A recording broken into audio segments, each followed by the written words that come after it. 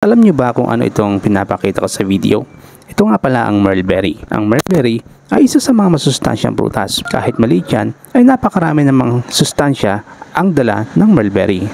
Ito lang ang ilan sa mga magandang epekto sa kalusugan ng mulberry. Mataas sa nutrisyon, ang mulberry ay puno ng mahalagang bitamina at mineral tulad ng vitamin C, vitamin K, vitamin E, iron, potassium at dietary fiber.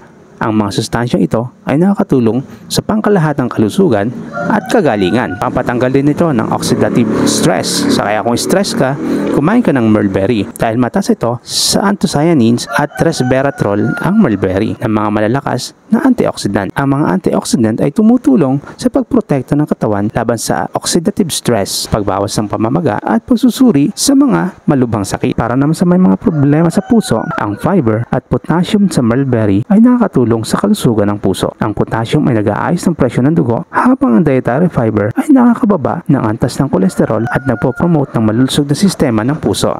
Okay din itong blood sugar control. Ayon sa ilang pag-aaral, maaaring makatulong ang mulberry sa pagkontrol ng antas ng blood sugar dahil sa mga sangkap tulad ng DNJ, dioxinogeramisin. Ang pagkain ng mulberry ay maaaring maging kapaki-pakinabang para sa mga taong may diabetes o nasa panganib na magkaroon nito. Maaari din ito sa digestive health, kalusugang pansistema. Ang mulberry ay magandang pinagmumulan ng dietary fiber na tumutulong sa pagtunaw at pagpapalakas ng regular na pagdumi. Ang fiber ay nakakatulong din sa pag-iwas ng constipation at pagpapabuti ng kalusugan ng tiyan. So mahalagang tandaan na habang may mga benepisyong pangkalusugan ng mulberry, ito ay dapat kainin na may karampatang bahagi bilang bahagi ng balancing dieta. Kung meron kang partikular na alalahanin o kondisyon sa kalusugan, mabuting magkonsulta sa professional sa kalusugan before making significant dietary changes.